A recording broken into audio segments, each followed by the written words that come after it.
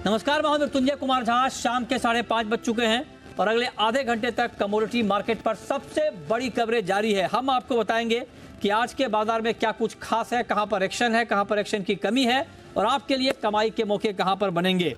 हमारे साथ मेहमानों का एक खास पैनल जुड़ रहा है आज की इस खास चर्चा में, और हमारे साथ हैं आज बात करने के लिए सैम डार्बी ऑयल ट्रेडिंग के CEO संदीप भान साहब जुड़ रहे हैं इंडोनेशिया से।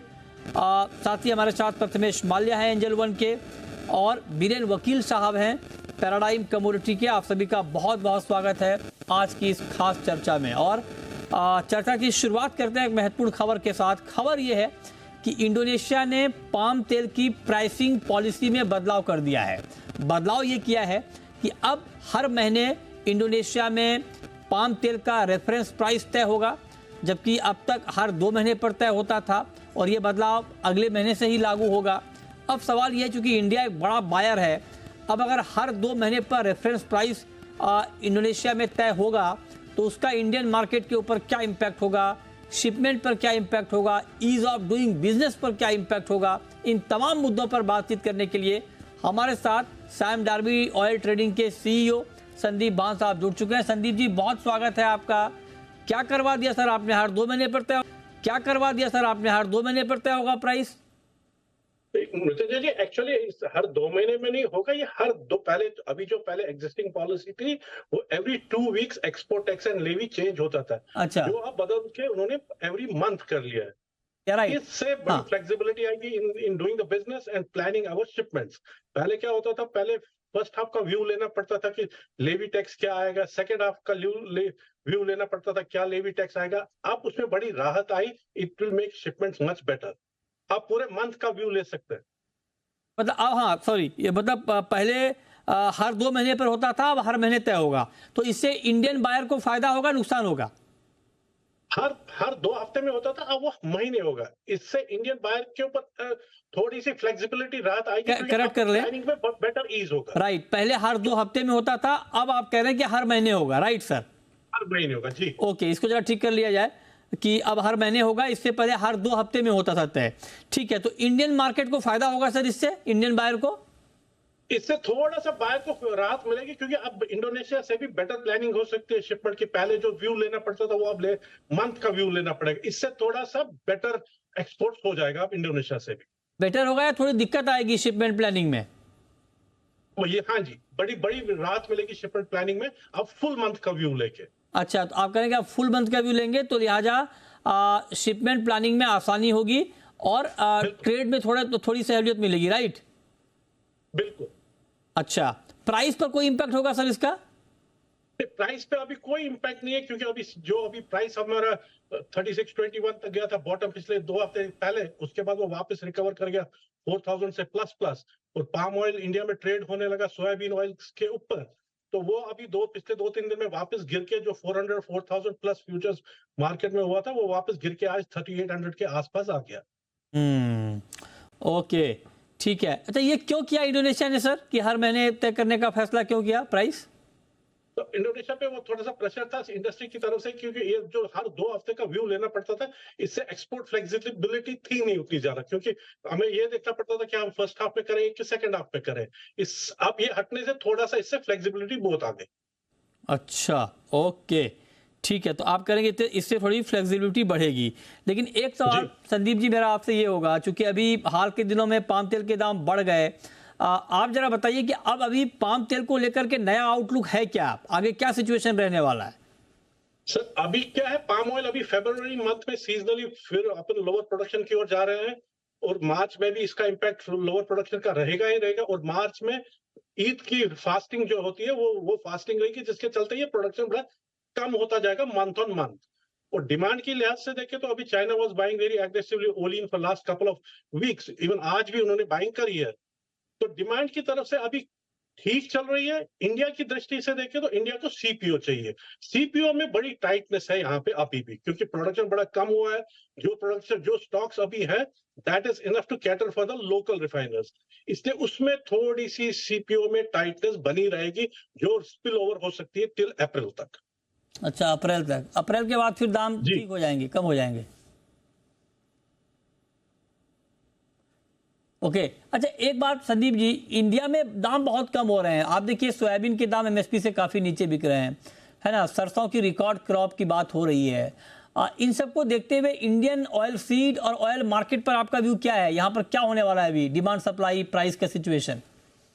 देखिए, प्राइस की सिचुएशन के हिसाब से देखें तो अभी सॉफ्ट ऑयल में बड़ा प्रेशर है, जिसके चक्कर में आप देखें तभी सॉफ्ट ऑयल बहुत क्रैश हो रहा है। तो आज कल ये $900 में सीएनएफ इंडिया ट्रेड हुआ था। सोयाबीन ऑयल की क्रशिंग बढ़ रही है अमेरिका में, लैटिन अमेरिका में। उसके चलते ample supply of soybean oil आने वाले महीनों में है, जिसके चलते ये एग्रेसिव सेलिंग हो गई। पर पाम में वो उतनी एग्रेसिवनेस अभी first quarter of this year में नहीं हो रही है, क्योंकि हमारे पास स्टॉक्स है नहीं। From Indian point of view थोड़ा सा प्रेशर ऑफ सॉफ्ट ऑयल और बढ़ेगा। अच्छा, ठीक है, इस पर आप नज़र रखिए। तो आप कह रहे हैं कि अभी सिचुएशन ऐसा ही रहेगा। बहुत शुक्रिया संदीप भान साहब आपका हमारे साथ जुड़ने के लिए। और ये जो नई पॉलिसी प्राइसिंग को लेकर इंडोनेशिया ने तय किया है कि हर महीने अब प्राइस तय होगा, रेफरेंस प्राइस, जो अभी हर 2 हफ्ते में होता था। तो आप कह रहे हैं कि इसका एक फ़ायदा होगा इंडियन बायर को, एक प्लानिंग में मदद मिलेगी और ईज ऑफ डूइंग बिजनेस में भी मदद मिलेगी। बहुत शुक्रिया आपका हमारे साथ जुड़ने के लिए। चलिए आगे बढ़ते हैं और अब बात करते हैं कि आज के मार्केट में आपको करना क्या है। हमारे साथ बीरेन वकील साहब हैं और साथ ही प्रथमेश माल्या हैं। आप दोनों का बहुत स्वागत है। बीरेन जी, पहला सवाल आपसे मेरा गोल्ड के ऊपर होगा। कल बजट है, उससे पहले आज के लिए गोल्ड में क्या ट्रेड आप देख रहे हैं सर? आज फेड की मीटिंग भी है, कल बजट भी है, फिर फ्राइडे को नॉन फार्म पेरोल भी है। तो ये इवेंट काफ़ी इवेंट लाइनअप है। मैं यूजुअली तो अवॉइड करूंगा, बट फिर भी इंट्राडे के हिसाब से 62,500 के आसपास मैं प्रेफर करूंगा सेल करना, और स्टॉप लॉस 63,000 का रहेगा, और पोजीशन रात को क्लोज करके जाऊंगा। अच्छा जी, ओके। माल्या जी, आपका व्यू गोल्ड पर? मेरे ख्याल से मैं भी ऊपर वाले रेंज पे अप्रैल वायदा स्पेसिफिकली यहाँ पे बात करूंगा। बेचने की सलाह रहेगी 62,600 के पास में, और 62,700 का स्टॉप रहेगा। नीचे में 62,200 के लिए रहेंगे। सर बीरेन सर, आपका व्यू सिल्वर में क्या करें? सिल्वर में शायद हल्का सा बाउंस आ सकता है, क्योंकि बेस मेटल में रिकवरी है और चाइना से निरंतर स्टिमुलस और रिजर्व रेशियो कट जैसे एकोमोडेटिव एक्शन आ रहे हैं। तो शायद इसमें हल्का सा बाउंस आ रहा है। तो यहाँ मैं 72,000 के आसपास बाइंग प्रेफर करूंगा एकदम शॉर्ट टर्म के लिए। 71,700 का स्टॉप लॉस रहेगा एकदम छोटा सा, और अपसाइड ऑब्जेक्टिव 72,700-800 के आसपास रहेगा। ओके, ठीक है। तो ये राय आपकी हो गई कि सिल्वर में अभी क्या स्ट्रेटजी होनी चाहिए। कच्चा तेल, कल ओपेक प्लस की मीटिंग भी है माल्या जी, जहां पर उत्पादन पॉलिसी को लेकर बातचीत होगी, चर्चा होगी, कुछ फैसला भी होगा। उससे पहले कच्चे तेल में क्या ट्रेड लेना ठीक रहेगा? आई थिंक ओपेक प्लस जो है करंट प्राइसिंग को लेकर $80-85 के आसपास कंफर्टेबल है, स्पेसिफिकली ब्रेंट की बात करें। तो मेरे ख्याल से इवेंट के पहले यहाँ पे सेलिंग एक्शन आपको देखने को मिल सकता है। 6,420 के आसपास आपको सेल करना चाहिए, 6,500 का स्टॉप रखना चाहिए, नीचे में टारगेट 6260 का रखो। ओके, ठीक है। तो ये राय आपकी हो गई क्रूड पे। आगे बढ़ते हैं, अब बात करते हैं हल्दी की। जी हाँ, हल्दी में पिछले 2 दिनों में काफ़ी तेज़ गिरावट आई है और इनफैक्ट 10-12% दाम हल्दी में गिर गए हैं। 2 दिन में 14,100 के नीचे आ गया हल्दी का भाव। और आज भी आप देखिए 5% से ज़्यादा की गिरावट के साथ हल्दी का वायदा बंद हुआ है। 776 रुपये गिरा है एक ही दिन में। हमारे साथ पूनम चंद गुप्ता हैं, हल्दी के ट्रेडर हैं और प्रोडक्ट कमेटी के मेंबर भी हैं। सर आप NCDX प्रोडक्ट कमेटी के पूनम चंद जी? हाँ नमस्कार जी। हाँ जी, मेंबर हैं आप? हाँ है ना मेंबर। अच्छा, अभी हैं आप। तो क्या चल रहा है, मतलब हल्दी में क्या हो रहा है? ये हल्दी में भाई साहब जो पिछले दिनों वायदा जो एक तरफा बढ़ाए हैं, उतना हाजर मार्केट बिल्कुल सपोर्ट नहीं कर रहा, क्योंकि सब तरफ गिराकी जो है लिमिटेड गिराकी ही चल रही है, कोई जोरदार गिराकी कहीं नहीं है। और ऊंचे भाव में एक्सपोर्ट की डिमांड भी काफी कम है। तो जो वायदे वाले सोच रहे थे कि बाजार पिकअप कर लेंगे साथ के साथ पीछे, वो पिकअप नहीं कर सका। अच्छा, नई अराइवल भी अब हमारे पास 2-4 रोज से 500-700 बोरी रोजाना आ रही है, और अगले हफ्ते 1,500 बोरी होने की उम्मीद है। तो उसके ध्यान दौरान से भी लोगों का तेजी की तरफ जरा रुख कम है कि बाजार यहाँ पे रुकना चाहिए या इसमें 300-400 रुपए के रेंज बाउंड चलेगा? मतलब जो तेजी अभी आई थी, जल्दी। आप कह रहे हैं कि जितनी तेजी वायदा में आई थी उतनी तेजी हाजिर में नहीं आई थी, राइट? हाँ जी, हाँ जी, हाँ जी। वायदा में कुछ गड़बड़ हो रहा था? थोड़ा बहुत तो था ही ना, इसीलिए तो इतना खींचे है वो। अच्छा देखिए, आप ये बड़ी बात है कि आप इस बात को एग्री कर रहे हैं कि थोड़ी बहुत गड़बड़ी वायदा में थी, जिसकी वजह से वायदा में, इसको हमारे जो ऑडियंस है गौर से सुनिए, बहुत महत्वपूर्ण बात है। पूनम चंद जी बहुत वेटरन है इस ट्रेड के। पूनम चंद जी प्रोडक्ट कमेटी के मेंबर हैं, NCDX का जो प्रोडक्ट कमेटी होता है उस कमेटी के मेंबर हैं, जहाँ पे पूरा प्रोडक्ट डिज़ाइन होता है, उसमें मॉडिफिकेशन होता है, तमाम तरह की चर्चा होती है कैसे रखा जाए। और खुद पूनम चंद जी कह रहे हैं कि वायदा में कुछ ना कुछ गड़बड़ी हुई थी, क्योंकि वायदा में जितनी तेजी आई थी उतनी तेजी हाजिर में नहीं आई थी। तो इसकी कुछ जांच वाँच हो रही है सर पूनम चंद जी? नहीं, जांच है, देखो उन्होंने कोशिश किए थे कि हाजिर मार्केट पे अपनी तरफ खींचने की, परंतु अब हाजिर मार्केट खींच नहीं सका तो फिर वो वापस डाउन हो गया है। कोई मतलब इतनी लंबी चौड़ी भी वो नहीं थी, 3-4 रोज में ही 3-4 रोज चला, उसके बाद एक तरफा डाउन जा ही रहा है। तब तक ये बात देखिए, ये बात मैं आपको नहीं बता रहा हूँ, ये बात एक्सपर्ट आपको बता रहा हूँ। तभी जब भी मैं एग्री को लेकर जो हमने मुहिम चलाई, जो खबर हम चलाते हैं, उस खबर के पीछे यही आधार होता है। एक्सपर्ट्स का व्यू, कारोबारियों की नब्ज, किसानों की दलील, ये सारी बातें हम आपके सामने रखते हैं। अब खुद पूनम चंद गुप्ता कह रहे हैं कि ये ट्रेड में ठीक नहीं हो रहा था। अब आप बताइए कि ऐसे में अगर इस तरह से होगा, अब देखिए 2-4-5-6 दिन पहले तक ये लग रहा था कि पता नहीं हल्दी के भाव कहाँ चले जाएंगे, इतनी बड़ी तेजी आ गई थी हल्दी में, लग रहा था पता नहीं हल्दी मिलेगी नहीं मिलेगी। यही कहानी जीरे में हुई थी। अब देखिए 2 दिन में 10% गिर गए। इसीलिए मैं कहता हूं कि इस ट्रेड में ट्रांसपेरेंसी लाना बहुत ज़रूरी है, पारदर्शिता लाना बहुत ज़रूरी है, नहीं तो लोगों का मोह भंग हो रहा है और ये मोह भंग होता रहेगा। इस ट्रेड से लोगों का मोह भंग होता रहेगा। फिर आपका देखिए उसका इम्पैक्ट आपको वॉल्यूम पे साफ तौर पे दिख रहा है। वॉल्यूम आप देख लीजिए आज की डेट में कहाँ पर चली गई एग्री मार्केट में। तो ये बात जब एक्सपर्ट कह रहे हैं तो इनकी बातों को भी सुनना चाहिए। तो पूनम चंद जी, अब आप ये कह रहे हैं कि अभी डिमांड कमजोर है, लिहाजा मार्केट दबाव में रहेगा, राइट? हाँ जी, और क्योंकि दूसरा नया माल भी जो शुरू हो गया 4-5 रोज से, उसका भी बहुत बड़ा इफेक्ट इमीडिएट पड़ गया सब। जो अभी क्या प्राइस देख रहे हैं आप हल्दी का? नई हल्दी की पोजीशन यहाँ 11,000 से 12,500 रुपए का मार्केट है। इसमें कम से कम 8 से 10 किलो की गील है। ओके, तो आप कह रहे हैं कि यहाँ से और मार्केट गिरेगा। अब पता नहीं क्या होगा नहीं होगा, लेकिन जो भी होगा, जो भी हो, इनफैक्ट भी नहीं है क्योंकि लेवल आ गए हैं ना वो फंडामेंटल। आप लोग ये मुद्दा रखते नहीं है क्या? आप तो कमेटी में हैं, अगर मान लीजिए कहीं कुछ गड़बड़ी आपको दिख रही है, जो बात आप बता रहे हैं, तो क्या आप ये बात कमेटी के सामने रखते हैं पूनम चंद जी? नहीं, मतलब उतनी कोई बड़ी गड़बड़ भी बात नहीं है ना। अगर ये चलो महीनों तक वही चलते रहा तब तो उसकी बात अलग रहती है। आप कह रहे हैं ना कि थोड़ी बहुत गड़बड़ी थी, आपने खुद ही बोला है। शॉर्ट टाइम के लिए कोशिश की गई, वही मैं कह रहा हूँ, ये कोशिश किसने की, कहाँ से की गई, इसकी कोई जांच, कोई जानकारी आपके पास? नहीं, उनका थोड़ा बहुत तो इन्फॉर्मेशन लेते ही है, ऐसी बात नहीं है नहीं लेते। कौन लोग हैं ये जिसने कोशिश की थी?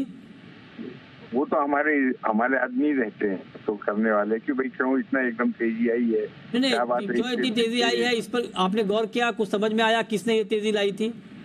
कौन था इसके पीछे? में अभी रिपोर्ट नहीं आई, सब 2-4 रोज में आ जाएगी, फिर मैं आपको क्लियर कर सकता हूँ। 2-4 दिन में रिपोर्ट आएगी इसकी? हाँ जी।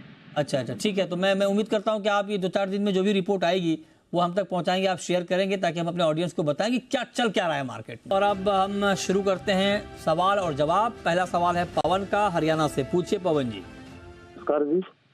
जी सर, मुझे वीरेंद्र सर से पूछना है, ग्वार सीड में और कोकुड में कहां पर एंट्री करनी चाहिए और क्या टारगेट रखना चाहिए दोनों ही चीजों का? बताइए वीरेंद्र सर, ग्वार सीड में और कॉटन सीड ऑयल केक में कहां पर एंट्री करनी चाहिए? कॉटन सीड अभी भी काफी कमजोर है, मीन्स तो उसके कारण कॉटन केक में भी दबाव है। जैसे मैं यहाँ काफी बार कह चुका हूँ कि इसमें काफी डिस्ट्रेस काउंटर है।